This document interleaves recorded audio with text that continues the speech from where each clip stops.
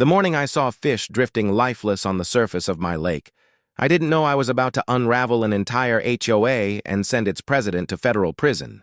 My name's Rex Crawford, retired machinist. 30 years on the factory floor and every dime poured into one dream, 15 acres of peace and clean water. That lake was supposed to be my therapy. Crystal clear, spring-fed and alive with bass and bluegill. But that morning, the water looked like a graveyard. Fish floated belly up, their scales dull, their eyes clouded. A sharp chemical smell hit me so hard it made me stumble back. The kind of stench that burns your throat and clings to your clothes. And there it was, a slick of oily rainbow stretching across what used to be my reflection. I knew something was wrong the second I saw it. But when I checked my trail cam footage, that's when my anger turned to ice. The HOA's maintenance truck, plain as day, creeping up to the lake around 3 a.m., unloading barrels, and dumping them straight into the water. By the time the dust settled, their president was wearing an orange jumpsuit, and I had the entire community knocking on my door with apologies. But I'm getting ahead of myself. What would you do if your HOA poisoned your property? Drop where you're watching from. I want to know how far this one travels. Let me back up. After 30 years running heavy machinery, my hands were ruined and my back felt like a bag of gravel. But my 401k finally had enough zeros to buy some freedom. All I wanted was land, peace, and a fishing pole. I found it 40 minutes outside town. 15 acres of woods wrapped around a spring-fed lake, so clear you could see the bottom. The realtor mentioned it shared a border with Willowbrook Estates, one of those luxury HOA communities where every mailbox matches and the lawns look like golf courses. But they were a good 200 yards away. I figured I'd be fine. Big mistake. For a year and a half, life was perfect. I'd wake to loons echoing across water like glass, brew coffee on my porch, and watch mist drift over the lake like a living thing. My cabin wasn't big, just 200 square feet of sweat and lumber, but every nail was mine. Every wall, every joint built straight and true. Then came Constance Fitzgerald. If you've ever met a person who thinks God personally appointed them to manage everyone else's life, you've met Constance. Mid-50s, always dressed in blinding white tennis gear or designer yoga outfits. She had that air of someone who'd never held a hammer or raised her voice above a whisper, because she didn't have to. She rolled up my driveway in a spotless white BMW, heels clicking across gravel like gunfire. "Mr. Crawford," she said, flashing a smile that could curdle milk. "I'm Constance Fitzgerald, president of the Willowbrook Estates Homeowners Association." Her tone was polished. "The kind people use when they're about to tell you what you can't do." I wiped sawdust off my hands and stepped onto the porch. "Morning, ma'am. This isn't HOA property." "Technically," she replied, flipping through papers on her clipboard. "No, but your structures are visible from our community. Our residents expect a certain aesthetic." She paused, eyes flicking over my flannel shirt and work boots. "This area is intended for homeowners of a certain standard." That word, standard, hung in the air like a mosquito. I bit down the urge to laugh. "Everything's to code. County inspector signed off himself." "I'm sure," she said with a smile that could slice glass. "You did your best." Then she tilted her head. "Perhaps you'd consider relocating somewhere less visible?" And with that, she clicked back to her BMW and drove off. I thought that was the end of it. Turns out, that was just her opening shot. Within a week, the county started getting anonymous complaints. Fire hazard, improper waste disposal, unsafe building practices. Every couple days, some poor inspector would show up, look around, and shake his head. "Sorry, Rex, someone's gunning for you." Then the HOA's landscaping crew began parking their trucks right against my fence line. 6 a.m., engines rumbling, diesel fumes thick in the morning fog. When I walked out with my coffee, the foreman would wave like it was a coincidence. Then came the garden incident. One day I walked out and found my tomato plants, 20 years worth of heirloom seeds, blackened and shriveled. Looked like someone had hit them with a flamethrower. I could smell the herbicide from 20 feet away. When I confronted the landscaping supervisor, he just shrugged. "Wind must have carried it. Sure, buddy." Wind that stops right at my fence and only kills my plants. That's when I started documenting everything. Trail cams, log books, photos with timestamps. I even marked tire tracks when their trucks pulled up. 30 years in manufacturing teaches you one thing. Systems don't fail by accident. Someone's always pulling a lever. And I was right. 3 weeks later, my camera caught something straight out of a crime thriller. 2 men in reflective vests unloading industrial drums from the HOA maintenance truck. At 2:27 a.m., they rolled them down the embankment and dumped the contents into my lake. The liquid lit up like molten silver under infrared. By sunrise, the water was a killing field. 47 fish floated dead. Bass, bluegill. Even the old catfish I'd nicknamed Grandpa. I felt sick, not just from the stench, but from pure fury. I scooped water samples into jars, sealed them, and labeled everything. Then I backed up the video to 3 separate drives. That Thursday, I walked into the Willowbrook Community Center during their monthly HOA meeting. The place reeked of air freshener and money. Carpet too soft, lights too bright. Rows of homeowners sat in designer clothes like they were attending a stockholder meeting. At the head table sat Constance, in a cream blazer, gavel in hand like she was running the Supreme Court. When open comments came, I stood. "Mr. Crawford," she said, her voice cool and cutting, "you're not a Willowbrook resident. This meeting is for members only." I held up the printed photos. "Then maybe you can explain why your maintenance truck was dumping poison into my lake at 3 a.m. The room fell dead silent. You could hear the hum of the air conditioning. Constance blinked once, twice, like she couldn't process what she was seeing. "I have copies," I said. "For everyone who wants one." A murmur rippled through the crowd. A man in a golf shirt leaned forward, eyes narrowing. Someone whispered, "Is that real?" "Every timestamp, every plate number, every driver ID," I said. "EPA, County Water Board, and the feds are all getting copies tonight." Constance's lips trembled for the first time since I'd met her. This is absurd," she managed. "Those contractors, they're yours," I interrupted. "Your payroll, your logo, your lake management team." I slid a water sample vial onto the table in front of her. "That's from my lake. You might want to stop breathing near it." The silence broke into chaos. Homeowners shouting, some grabbing their phones, others turning on Constance like wolves smelling blood. That night, I emailed every shred of evidence to the EPA and state environmental investigators. Within a week, agents were out testing the soil. Turned out the HOA had been illegally dumping chemical runoff from a landscaping contract to save disposal fees. $500,000 in fines, 3 arrests, and 1 HOA president sentenced to federal prison for environmental contamination and fraud. As for me, the state declared my lake a protected recovery zone. They paid for cleanup, restocked the fish, and put up signs marking it as an environmental restoration site. Some of those Willowbrook folks still live there, but they don't make eye contact when they pass my gate. Now, every morning when I walk down to the lake and hear the water lapping again, I smile. Not just because the fish are back, but because the silence means I won. You could hear the soft hum of the air conditioner and the faint sound of someone clearing their throat in the back row.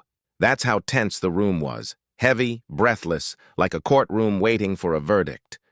And right there, under those 2 bright fluorescent lights, Constance Fitzgerald showed exactly who she really was. She didn't look guilty. Didn't look shocked. She smiled.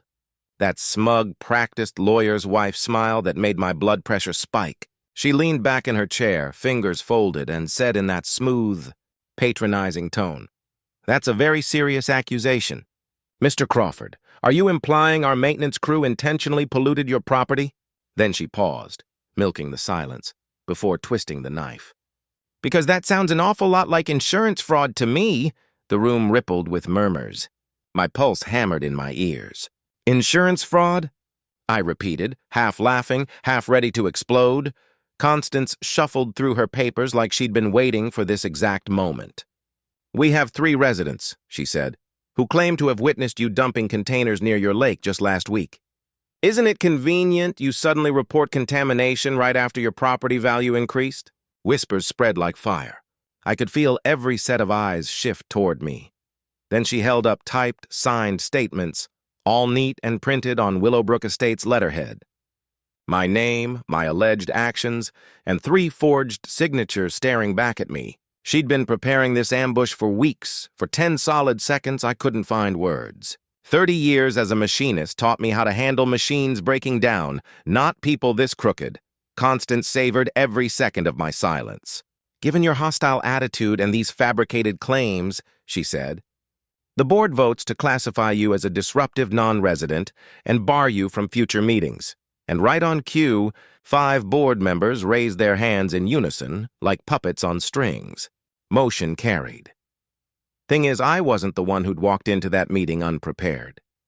30 years of precision work teaches you one skill. You never act before you measure twice. While Constance was busy staging her circus, I was quietly taking pictures with my phone. Every statement, every fake signature, every damning page. People leave all kinds of evidence lying around when they think they've already won. When the meeting finally adjourned, I walked outside into the cool night air, letting the noise of expensive engines fade. The moon was low and my mind was racing. Constance always parked her BMW right by the front doors. Heaven forbid she walked 20 extra feet in those designer heels. I waited, watched, and when most of the crowd had cleared, I slipped around the side of the building. Someone had left a supply door propped open with a folding chair. Inside, the conference room was empty. Chairs stacked, lights dimmed, but there it was. Constance's folder, thick and glossy, sitting dead center on the table like a prize waiting to be claimed. I flipped it open. Inside were invoices, waste disposal receipts, and vendor contracts, all proof of what I'd suspected. The HOA had been hiring cheap contractors to illegally dump chemical solvents in the lake and calling it routine maintenance. 6 months of falsified paperwork. Thousands saved. And now enough evidence to bury them. My hands were steady as I photographed every page. I put the folder back exactly as I'd found it, eased the door shut behind me, and walked to my truck humming an old Merle Haggard tune. By sunrise, I was on the road to the county environmental lab. I dropped off my water samples, mason jars labeled, sealed, and cold, along with the footage and photos. The tests cost me over $400 out of pocket, but when the results came in, it was worth every cent. The water was loaded with methylene chloride and trichloroethylene, industrial-grade toxins. The kind used in paint removers and degreasers. The kind that could wipe out an entire ecosystem in a weekend. That was when I realized Constance had made the worst mistake of her life. She underestimated me. I wasn't just some retired machinist with a fishing pole. I knew how to follow procedures, fill out reports, document everything. So I did what any stubborn old man with an internet connection would do. I filed an official complaint with the EPA. It took 20 minutes to fill out the form. I attached the test results, the photos, the footage, and hit submit. I got a confirmation email with a case number. 3 days later, my phone rang. "Mr. Crawford, this is Agent Torres with the EPA Criminal Investigation Division. We need to talk." She turned out to be a tough, no-nonsense woman in her 40s with sharp eyes and zero patience for nonsense. We met at a diner off Route 17, the kind of place where the coffee tastes like it's been brewing since the Carter administration. She spread my photos across the sticky Formica tabletop like playing cards. "Mr. Crawford," she said, "what you've got here isn't a civil matter. It's a federal environmental crime. Multiple felony counts under the Clean Water Act. We're talking 50 grand per day per violation." Hearing that hit me harder than a hammer blow. This wasn't just a neighborhood squabble anymore. This was federal. But Constance, she wasn't finished. 3 days later, a certified envelope showed up in my mailbox, thick, embossed, and smelling faintly of perfume and arrogance. Letterhead from Fitzgerald and Associates. Attorneys at law inside was a cease and desist notice accusing me of defamation, harassment, and intentional interference with contractual business relationships. In plain English, she wanted $50,000 or my silence. The legal language was thick enough to choke an elephant. But the message was clear. Shut up or get buried in paperwork. Then she doubled down. filed for a restraining order, claiming I'd been aggressive and threatening at the HOA meeting. According to her sworn statement, I'd lunged at board members and used intimidating gestures. Total fiction. Still, I had to show up in court to explain myself to a judge who clearly thought I was 2 steps away from bringing a chainsaw to the next board meeting. It took a half day, a stack of photos, and a whole lot of patience to prove I wasn't the lunatic she painted me as. Then things took another turn. A week later, I spotted a dull gray sedan parked across from my gate. Inside sat a man with a telephoto lens, snapping photos of my property. When I approached, he didn't even bother pretending. Rolled down the window and flashed a worn-out smile. "You Rex Crawford?" he asked. "Depends who's asking. Name's Patterson, private investigator." He handed me a business card printed on cheap cardstock. "Lady's paying me to keep tabs on you. Between us, this whole thing smells rotten." I raised an eyebrow. "Constance?" He nodded, then hesitated.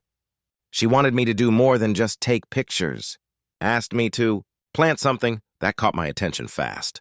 "Plant what exactly?" He rubbed his mustache and sighed. "Couple of chemical containers. Make it look like you were the one dumping solvents. Even offered an extra $5,000 to doctor some photos." He shook his head. 30 years in this business, and I've done my share of shady jobs. But I'm not throwing a man under the bus for that kind of cash." I stood there on the gravel, the weight of it all sinking in. She was willing to frame me for her own crimes, and that's when my neighbor Dolores came shuffling down the road with her cane and that steel look in her eye. She's 83, tough as nails, and the only person in this whole mess who still believed in decency. "Rex, you won't believe what that woman tried to pull," she said, clutching her cardigan tight. "Came by yesterday with a briefcase full of cash. Offered me $5,000 to sign a statement saying I'd seen you dumping barrels at night. Said it was for the good of the neighborhood." I felt my stomach twist. "What did you tell her?" Dolores smiled. That sweet, stubborn smile only old farmers and widows have. "Told her she could take her money and shove it where the sun doesn't shine." That's when I realized this wasn't just harassment. It was war. And Constance Fitzgerald had no idea how badly she'd underestimated the man who built his life with his own 2 hands. The pattern was clear as day. She wasn't just fighting dirty, she was panicking, and I was about to turn her panic into a prison sentence. She was committing new crimes just to bury the old ones. Witness intimidation, tampering, perjury, and doctored court filings. Every desperate move only tightened the noose around her own neck. But while Constance was busy scrambling to protect herself, I was setting up the counterstrike. While she burned through cash on lawyers and private investigators, I was quietly assembling a federal case. I called Agent Torres after every incident, every threat, every suspicious visit, every accident, building a clear timeline of harassment and obstruction. Then came my second EPA complaint. This one named specific waste disposal violations, complete with photos of the bogus contracts I'd collected. I'd been reading environmental law every night like a manual for justice. Turns out whistleblowers get federal protection, and anyone caught intimidating one faces serious prison time. Every letter her attorney sent wasn't silencing me. It was creating new evidence of conspiracy. Then Torres called with news that knocked the air out of me. "Mr. Crawford, we've discovered your HOA's been falsifying compliance reports for 3 years, he said. "This isn't negligence, and it's organized fraud. And Mrs. Fitzgerald's interference just escalated it to criminal obstruction." The irony was delicious. Constance thought she was untouchable, that her husband's law firm and country club buddies would always protect her. But I'd just moved the game to federal court, where charm and jewelry mean nothing. She was swinging a gavel at a gunfight, and she didn't even know it yet. Every time she tried to cover her tracks, she handed the feds more ammunition. Her law degree was about to get a masterclass in the Clean Water Act. 3 weeks later, I woke up to the sound of running water in my basement, except it wasn't supposed to be running. My workshop was half flooded, ankle-deep in cloudy water that smelled like rot and drywall. Someone had sliced my main water line during the night, a clean, surgical cut-through PVC that no accident could explain. The insurance adjuster, a grizzled guy named Frank who'd seen every scam in the book, crouched beside the pipe and frowned. "In 23 years, I've never seen a line cut this clean by accident," he said, pulling out a magnifying glass. "Those are tool marks. Professional cutters. Probably Klein or Rigid. This wasn't bad luck, son. This was sabotage. The timing wasn't random either. 2 days earlier, I'd found my truck with all 4 tires slashed outside Henderson's Hardware. Security footage showed an HOA maintenance truck parked nearby, license plate conveniently hidden under a layer of mud, but Constance wasn't done. She filed a new complaint, this time to the State Environmental Agency, claiming my septic system was contaminating the groundwater. The inspector who arrived looked like a man who hated his job. "Got an anonymous tip about your address," he muttered, flipping through his clipboard. "Said raw sewage might be leaking into the water table. We have to check it out." He looked around my clean, well-maintained yard and sighed. My septic passed inspection flawlessly, just as I expected. I'd always had it serviced every 3 years like clockwork. But then came the kicker. Her next move wasn't about sewage or sabotage. It was about land. Constance had filed a claim of adverse possession, trying to legally seize a 10-foot strip of my property that reached the lake. For anyone who doesn't speak lawyer, that's legal theft. If someone uses your land openly long enough, they can eventually claim ownership. Except I'd been here 18 months, and the law requires decades of continuous use. Either her attorneys were clueless, or they assumed I wouldn't fight back. Both were mistakes. Then my research uncovered something even darker. 3 other homeowners bordering Willowbrook had received the exact same claims in the past 5 years, and all quietly settled. Constance had turned the HOA into a land grab machine, using legal intimidation to expand her own holdings piece by piece. What she didn't know was that I documented everything. Every trespass, every meeting, every photo with GPS stamps and timestamps.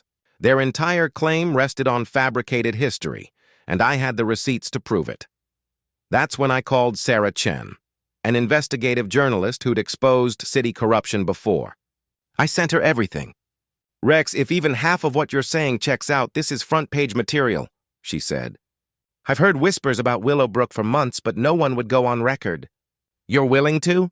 While Sarah started filing Freedom of Information requests for HOA financials, I launched a GoFundMe to cover my legal costs. I figured maybe a few sympathetic neighbors would help. Instead, it exploded, $12,000 in 2 days. Turns out, people across the country were ready to fund someone standing up to HOA tyranny. The comment section became a therapy wall of suburban misery. "They fined me $500 for drying laundry outside. My HOA sued me for growing tomatoes. Our president stole dues for 3 years, and nothing happened." Suddenly, it wasn't just me versus Constance. It was me versus every petty, power-drunk HOA board in America. Then Torres called again, his tone serious but satisfied. "Mr. Crawford, Mrs. Fitzgerald's actions have elevated this case. We're now looking at organized criminal activity under RICO statutes. Her husband's firm is under review for potential conspiracy. Every fake complaint, every lawsuit, every threatening letter, it was all evidence now. Constance thought she was playing chess, but I wasn't even at her table anymore. I was building a federal case that would end her little kingdom permanently." 3 weeks later, Sarah's investigation detonated. She called me one evening, voice trembling with adrenaline. "Rex, sit down. You didn't just catch them dumping chemicals. You caught them stealing." She'd uncovered the smoking gun in HOA financial records. Constance had embezzled $180,000 from the HOA reserve fund over 3 years. The money had been laundered through fake landscaping contracts with her brother's company, Fitzgerald Outdoor Solutions, a Florida-based shell business that had never done a single job in our county. The invoices were forged, the materials non-existent. "The kicker?" Sarah said. "The chemical dumping began right when legitimate waste disposal costs would have exceeded what she'd stolen. She couldn't pay to dispose of it legally because she'd already spent the funds. It was all there. A perfect paper trail. Fraud, embezzlement, environmental crimes. The same woman who accused me of polluting the lake had poisoned it herself, just to cover up her theft. Then came the environmental bombshell. My property sat atop a natural spring that flowed into protected wetlands 2 miles downstream. EPA testing confirmed contamination in the endangered salamander habitat. an automatic federal escalation. This isn't just about your backyard anymore.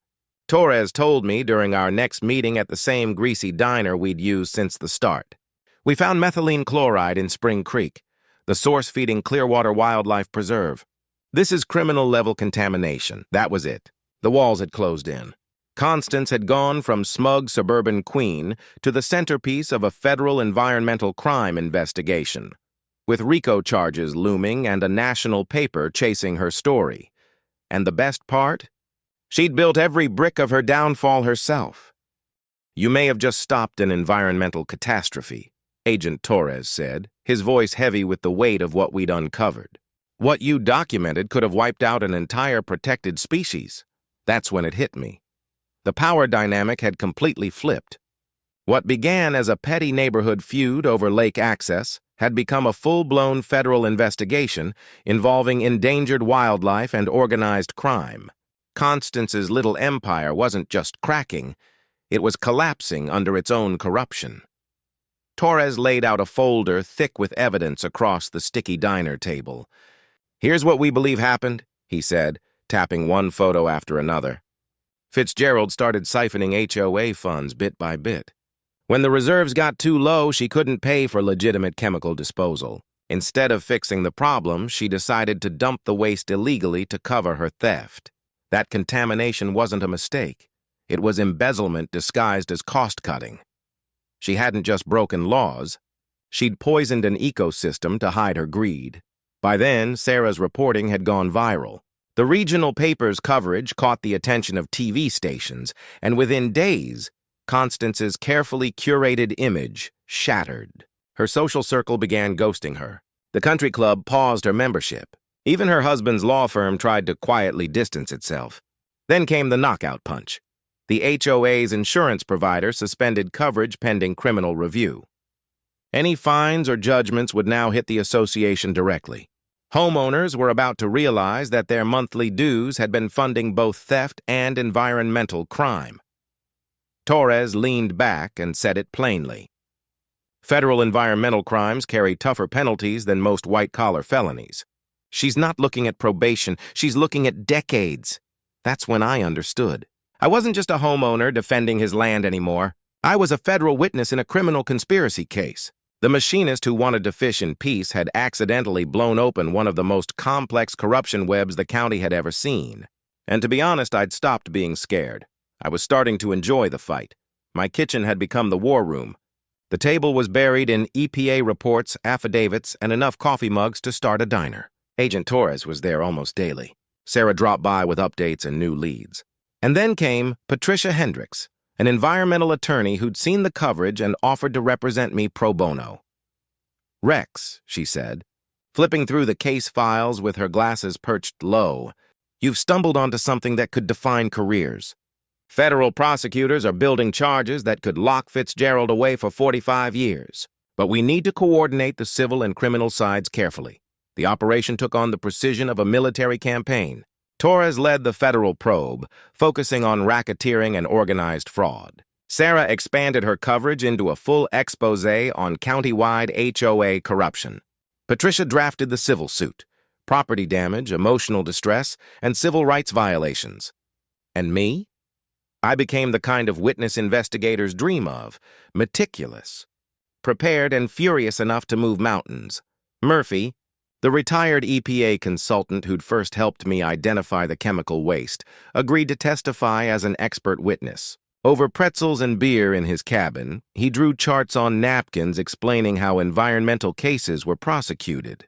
"Most folks don't realize," he said, "that polluting a protected waterway can carry bigger fines than armed robbery. The Clean Water Act allows 50 grand per day per violation. Your contamination lasted at least half a year. That's millions in potential penalties. It was staggering, but it was justice." At the same time, I'd started turning my experience into something useful for others. I wrote out a checklist and began sharing it online. Document everything with timestamps and photos. Learn your state's HOA disclosure laws. Remember that most HOA budgets and meeting records are public. And above all, environmental violations are federal crimes. No matter what your local board says, I'd learned that you could file an EPA complaint online in under 20 minutes. And once submitted, agencies were legally required to investigate if protected waters or species were involved. Most people had no idea how accessible that process was, and that ignorance was what HOAs like Willowbrook thrived on. Patricia explained another detail that floored me. Once HOA board members use association money for personal benefit or criminal activity, they lose corporate immunity. Constance is personally on the hook, she said. Every dollar in fines, every cent of cleanup, that's all hers now. The public rallied around us. Dolores, one of the older residents who'd endured years of Constance's bullying, organized a small coalition of neighbors determined to reform the HOA. They gathered testimonies, emails, and records of harassment stretching back nearly a decade. During one of our evening meetings, Dolores looked at me with watery eyes. "Rex, you gave us our courage back," she said. "That woman had this place living in fear for years. Nobody believed we could fight her, until you did." Then, as if the universe was finally balancing the scales, County Commissioner Janet Walsh called me privately. "We've had complaints about Willowbrook for years," she admitted. "But no one would risk filing formal charges. Your case gives us legal standing to launch audits across the county. You've opened a door we couldn't." Meanwhile, Sarah uncovered patterns that stretched far beyond Willowbrook. At least 3 other HOAs in the region showed the same behavior: inflated vendor contracts, falsified invoices, and environmental neglect disguised as maintenance. The deeper she dug, the clearer it became my case wasn't an anomaly. It was the blueprint for something much larger, a culture of suburban corruption hiding behind community associations and bylaws. And the dominoes began to fall. With Constance under federal indictment, 3 board members resigned overnight, leaving Willowbrook effectively leaderless. Residents who once cowered under her authority were now demanding open records, budget transparency, and legal reform. What began as one man's fight to protect a patch of lakefront had evolved into a movement. And for the first time in years, Willowbrook didn't feel like a prison. It felt like a community again. The remaining residents were finally rallying together, determined to elect a reform board built on transparency and genuine community improvement rather than the petty tyranny that had ruled for years. Agent Torres briefed me that the federal prosecutors were preparing for a powerful presentation. "Your evidence is exceptional, Rex," he told me. "Most environmental crime cases rely on after-the-fact analysis. But You've got live footage, water samples, and a full paper trail proving they knew what they were doing and tried to cover it up." The timeline was picking up speed. A federal grand jury hearing was already scheduled for the following month. Meanwhile, Sarah's multi-part investigative series was set to air the week before the hearings, applying maximum public pressure. My civil lawsuit would be filed immediately after the criminal charges, perfectly timed to ride the wave of outrage. But the most satisfying part? Watching Constance's once untouchable empire crumble in real time. Her husband had filed for separation and quietly shifted assets overseas. The country club had revoked her membership without a word. Even her so-called friends were suddenly too busy to return calls. Most were hiring their own attorneys. I'd gone from a retired guy who just wanted to fish to a federal witness in less than 6 months. It wasn't the peaceful retirement I'd imagined, but sometimes life doesn't ask for volunteers.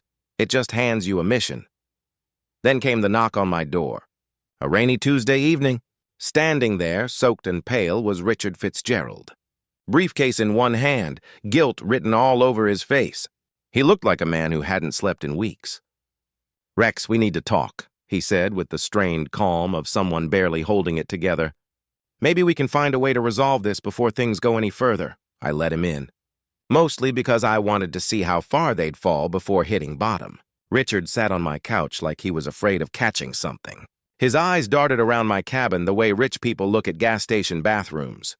"What Constance did was unfortunate," he started, unclasping his briefcase with a practiced lawyer's precision. "But I think we can come to an arrangement that benefits everyone." That's when he pulled out $75,000 in bundled cash and laid it on my coffee table, like a scene out of a crime movie. the smell of paper bills mixed with his overpriced cologne and nervous sweat. "This should cover your property damage, legal costs, and the inconvenience," he said smoothly. "All we ask is that you retract your EPA complaint and sign this confidentiality agreement." What he didn't know was that my shirt pocket was already recording audio. He was committing felony bribery right in my living room, and I was documenting every second for the feds. I looked at the money and smiled. "That's generous, Richard. But I'm not in this for the salamanders." "Salamanders?" he repeated, confused. That was all I needed to know. He had no clue how serious this case really was. "You might want to look up what happens when someone dumps chemicals that threaten an endangered species," I told him. The Clean Water Act doesn't exactly go easy on people. As I was quietly collecting evidence, Constance was launching a smear campaign straight out of a political playbook. Her niece, a so-called social media strategist, began spreading rumors about my mental health and military service record across local Facebook groups and neighborhood forums. At first it was subtle. Posts written like concerned neighbors asking if I'd been acting strange. But soon it escalated into outright lies, claims I'd been dishonorably discharged, or that I'd been institutionalized. The twist came when my old Army buddy, Sergeant Billy Morrison, called me laughing so hard he could barely speak. "Rex, some lady's been calling around asking if you went nuts in the service," he said between chuckles. I told her the only thing you broke was the record for fixing broken generators, but Constance went further. She started a petition asking residents to declare me mentally unstable and dangerous. It backfired instantly. Once people learned the truth about her chemical dumping and embezzlement, the neighborhood turned on her fast. "Rex, honey," Mrs. Peterson said when she stopped by to return my rake, "that woman came by my door talking nonsense about you being dangerous. I told her the only danger around here is her criminal behavior, and then I called everyone I know to warn them." Within days, Sarah Chen uncovered the whole operation. HOA funds had been secretly funneled to a fake company called Madison Digital Solutions, supposedly for community outreach, but actually paying for Constance's online smear campaign. Agent Torres called me with the update that changed everything. "Rex, that bribe attempt by Richard just upgraded this entire mess to RICO status. We're talking organized crime territory. The IRS was now involved, following money trails from the HOA's missing funds and Constance's personal accounts. What started as environmental crime had ballooned into tax evasion, witness intimidation, and obstruction of justice. While they were busy committing new felonies to hide the old ones, I worked quietly with prosecutors, documenting every desperate move, every phone call, every online post, every backroom meeting, all turned into federal evidence. The beauty of environmental crime investigations is that federal agents don't care about social standing or country club connections. Local officials might be swayed, but the EPA's criminal division plays by different rules. They don't negotiate with bullies. For years, Constance had built her reputation on intimidation and fear, but she'd finally met someone who refused to back down. Every attempt she made to silence me just pushed her deeper into a hole she couldn't escape. Richard's cash-stuffed briefcase was now evidence in a federal bribery case. Her niece's digital smear campaign, documented as witness intimidation. They were still playing small-town politics while the feds were building a racketeering case. The end game was coming fast. Then, just 3 days before the HOA's annual meeting, I woke up to the sharp chemical stench drifting from my lake. A slick rainbow sheen floated across the surface. Another illegal dumping. Right under active federal investigation. It was either the boldest act of defiance I'd ever seen or proof that Constance had finally lost her grip on reality. My new security system caught the entire operation in 4K. 2 men in plain coveralls unloading barrels under floodlights at 2 a.m. One even looked straight at the camera and waved, unknowingly recording his own felony. The growl of heavy machinery woke me again at sunrise. A bulldozer was rolling down toward my access road, blade down, ready to tear it up. I sprinted outside. The operator, a burly man with calloused hands, shut off the engine as I approached. "You Rex Crawford?" he asked. "That's me," I replied. "You want to tell me why you're about to bulldoze my driveway?"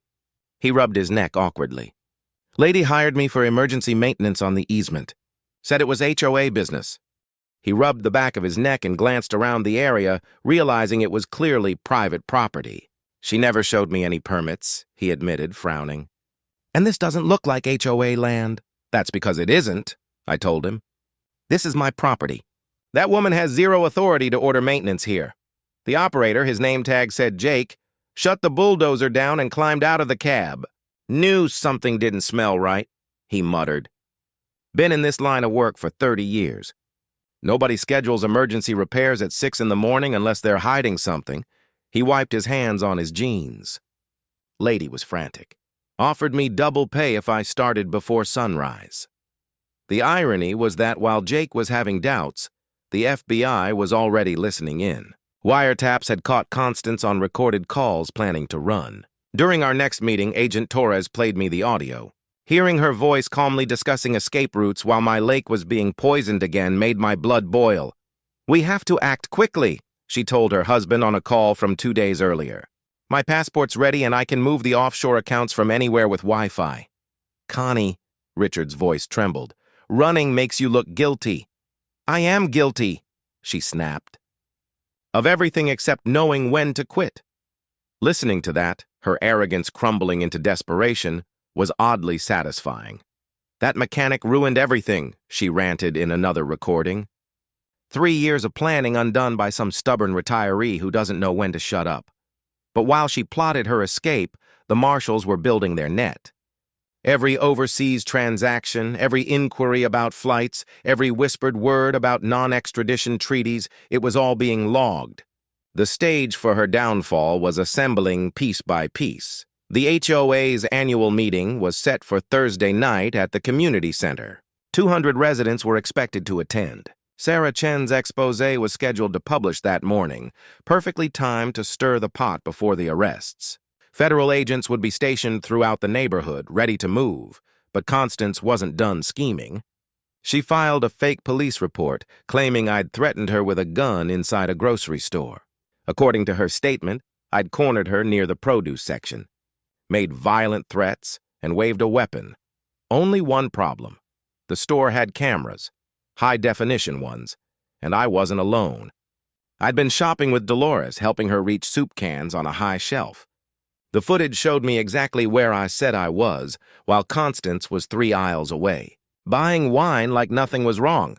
Ma'am, Officer Martinez told her over the phone later, your version doesn't match the video. Mr. Crawford was assisting an elderly woman. You were in the liquor section. He paused. We all understand stress, but filing false reports? That's a criminal offense. While she tried to weaponize lies, the EPA's cleanup crews were quietly undoing her damage. Filtration systems were installed at the lake. Water quality readings were improving daily. The salamanders, the same endangered species that triggered the federal case, were slowly returning. Environmental scientists even reported early signs of recovery downstream. Then Agent Torres called. Her tone was calm, but the words hit like a drumbeat. Rex, tomorrow night's the night. We're executing the arrests during the HOA meeting. Constance Fitzgerald is being charged with violating the Clean Water Act, embezzlement, obstruction, conspiracy, and witness tampering. She's facing up to 45 years. 3 more HOAs in the county had already reached out, requesting EPA audits after hearing my story. What started as one neighborhood's corruption was now spreading reform across the region. But the best part wasn't the national attention. It was knowing that in less than 24 hours, in front of the very community she'd bullied and manipulated for years, Constance Fitzgerald would finally have to answer for it all. The woman who tried to wreck my peace and poison my lake was about to lose every illusion of control she'd ever built. And me? I was just the machinist who refused to back down. The Willowbrook Community Center buzzed like a hornet's nest that Thursday night. You could feel the tension vibrating through the crowd. Sarah Chen's morning article had detonated across local news, 4,000 words detailing embezzlement, pollution, and intimidation. It had gone viral by noon. Residents who had been silent for years were finally ready to speak. I arrived at 7 p.m. sharp with my attorney. Federal agents, dressed casually, were scattered around the parking lot, chatting like they were attending a barbecue instead of a sting operation. Agent Torres was in an unmarked sedan near the entrance. She gave me the slightest nod. Inside, Sarah sat in the back row, typing live updates on her laptop. The room was overflowing. Over 180 people packed into folding chairs, with another 20 lining the walls. You could smell the mix of coffee, cheap cologne, and anxiety. At the front, Constance sat beneath a banner that read Willowbrook Homeowners Association, dressed in a sharp navy blazer that probably cost more than some residents' mortgage payments. She shuffled her papers with trembling hands, pretending to be calm. Tonight's agenda includes budget approvals and landscaping discussions, she began, her voice steady but her eyes flicking nervously toward the crowd. We'll also be addressing recent misinformation that's been spreading online about the association. A low rumble passed through the room. Whispered voices rose around me. Misinformation, my ass. Where's the missing money, Constance? Then she made the mistake of acknowledging me. Mr. Crawford, she said coldly, you're not a Willowbrook resident. This meeting is for homeowners only. I stood. Well, Constance, considering your actions contaminated my land and nearly destroyed a protected ecosystem, I'd say that makes this my business. I reached into my briefcase and pulled out a thick folder, copies of reports, transaction histories, and sworn statements. And Agent Torres thought you might want to take a look at this. The entire room froze.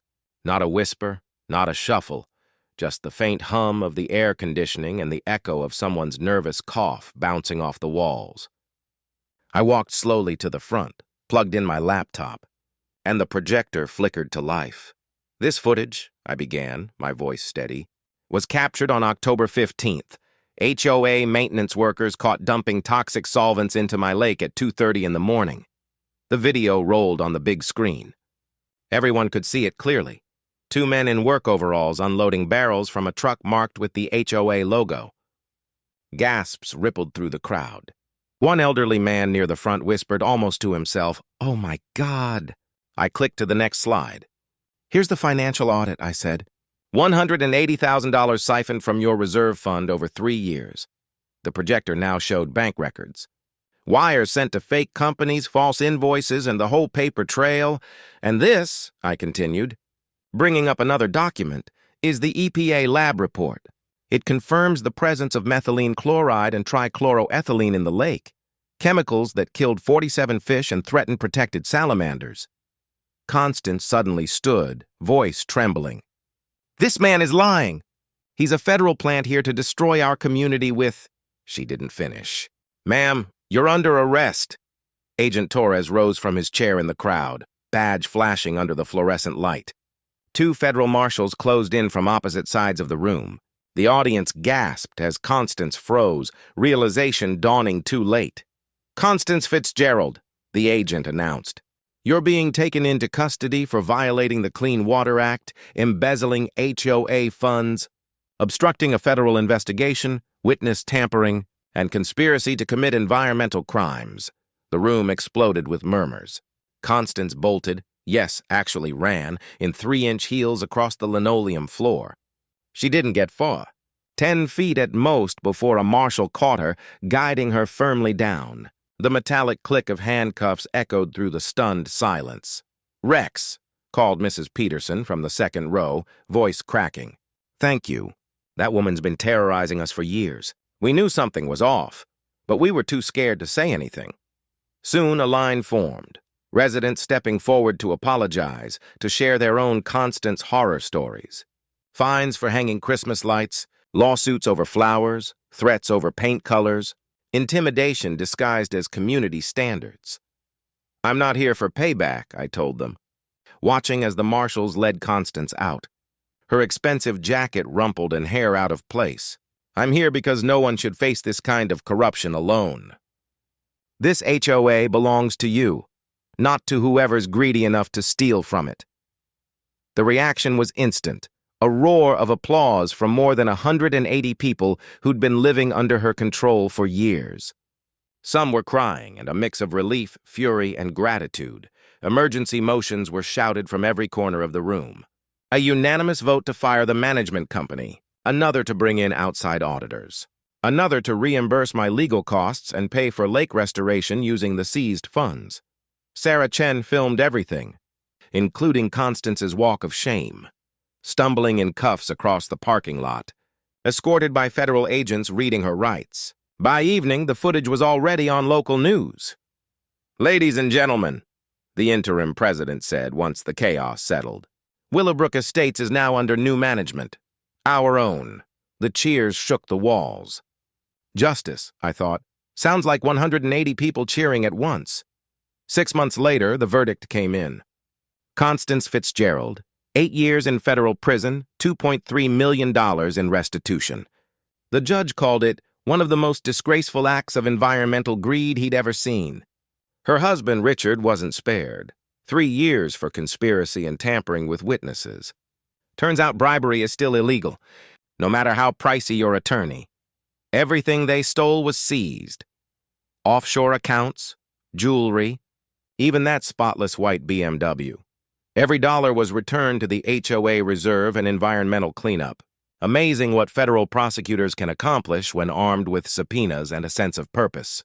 The lake came back faster than anyone dreamed. EPA crews dredged the toxins, replaced the sediment, and within 4 months, fish were jumping again. The water is so clear now you can see the bottom 12 feet down. I caught a 5-pound bass last week, fought like it had a score to settle. Probably the descendant of survivors with attitude.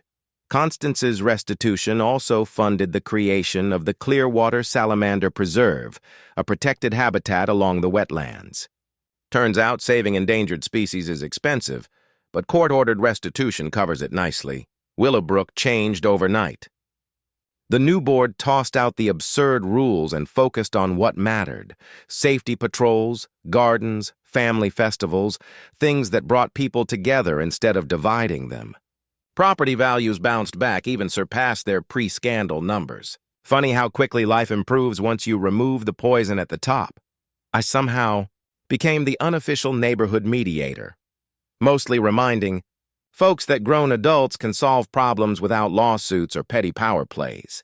Common sense, it turns out, is revolutionary in HOA politics.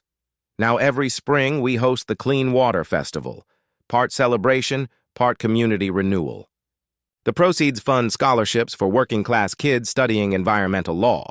We named it the Rex Crawford Environmental Scholarship Program. 15 students got support the first year, all pursuing careers to protect the world Constance once poisoned. I travel to universities now, speaking about citizen activism and how one determined person can stand up to corruption. Students always laugh when I tell them how a retired machinist took down organized suburban crime with trail cameras and an EPA complaint. My message is simple. Ordinary people, armed with evidence and persistence, can defeat extraordinary corruption. The story spread far beyond our town. Toxic HOA, the documentary, aired nationwide, watched by millions. It sparked new investigations in 12 states, exposing similar corruption from California to Maine. Apparently, HOA crime is an American epidemic waiting to be cleaned up. Somewhere in that whirlwind, life took an unexpected turn. I married Ellen, Dolores' daughter. She came back to help her mother during the investigation and never left. She's an environmental engineer, thinks my accidental crusade is either brilliant or insane, depending on the day. We're building a small cabin on the far side of the lake now. It's quiet there, perfect for fishing and watching the salamanders dart under the surface. Sometimes we sit by the water, the same lake that was once dead, and marvel at how alive it's become.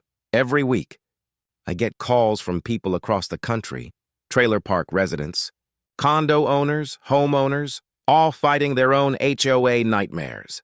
"Rex," Ellen said last week, handing me the phone, "there's a woman in Tennessee. Her HOA's dumping paint thinner into a creek. She read about your case and wants advice. Maybe this is my purpose now. Fighting corruption wasn't how I imagined retirement, but maybe some battles choose you." The lake sparkles in the sunlight, bass leaping like they're celebrating their survival. Loons call across the glassy surface, and salamanders glide just below. This This is what victory looks like. A lake reborn, a neighborhood healed, justice delivered with nature thriving in the aftermath. Share your worst HOA story in the comments, I say, turning to the camera. I read everyone. Who knows? Your story might be the next big case. If you believe in accountability, hit that subscribe button. Because this is only the beginning. Wherever you're watching from, welcome to the fight against corruption. This is HOA Story Files. And this, my friends, is what happens when justice finally comes home.